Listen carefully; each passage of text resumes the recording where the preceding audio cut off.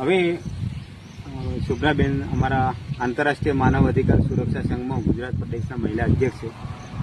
બેનની રજૂઆત પ્રમાણે અમે જોયું, આ એપ્લિકેશન અમારી સંસ્થામાં આવી અને અમે લોકોએ અભ્યાસ કર્યો અને અભ્યાસના આધારે અમને એ જાણવા મળ્યું કે આ જે જમીન છે એ જમીનના મૂળ માલિક શોભનાબેન ડામોર અને અન્ય બીજા 8 વ્યક્તિઓ છે અને એ વ્યક્તિઓ પાસે તમામ પુરાવા છે આ જમીન બાબતના.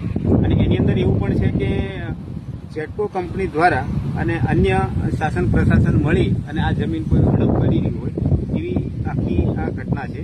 હવે એની અંદર મારું તો કહેવાનું એટલું છે કે માનવ અધિકારના નિયમ પ્રમાણે અને માનવ અધિકારના નાતે હું એટલું કહી શકું આમાં કે સરકારે, શાસન અને પ્રશાસને બંને આમાં વિચાર કરવું જોઈએ કે ખરેખર માનવ અધિકાર વિરુદ્ધના આ બધા સરકારી કામકાજ થઈ રહ્યા છે અને ઘણી બધી એવી ઘટનાઓ છે કે જ્યાં ગરીબ લોકો પોતાની સંવેદનાને જાહેરમાં આવીને બોલી નથી શકતા. કોઈ એ લોકો પોતે પીડાય છે, પરંતુ જ્યાં એ લોકો રજૂઆત કરવા જાય છે તો એમની રજૂઆતને કોઈ યોગ્ય પ્લેટફોર્મ પર સાંભળવામાં આવતી નથી.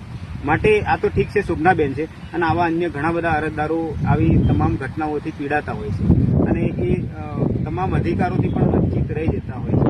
એટલે બેનશ્રીની માગણી અને એમની રજૂઆતને અમે યોગ્ય પ્લેટફોર્મ પર રજૂઆત કરીશું.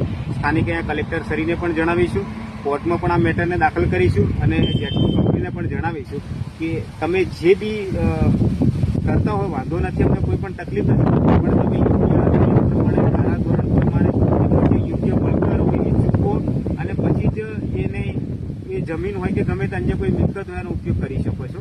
અને આ આખો દાહોદ જિલ્લાનો જે એરિયા છે એ આદિવાસી અનુસૂચિ 5માં આવતું એરિયા છે કે જેની અંદર કોઈ પણ શાસન કે પ્રશાસને ઇન્વોલ્વ થવું હોય તો એ સ્થાનિક ગ્રામજનોની અથવા તો સ્થાનિક અરજદારોની મંજૂરી લેવી પડે છે અને આ ઘટના આખી મંજૂરી વગરની બની છે.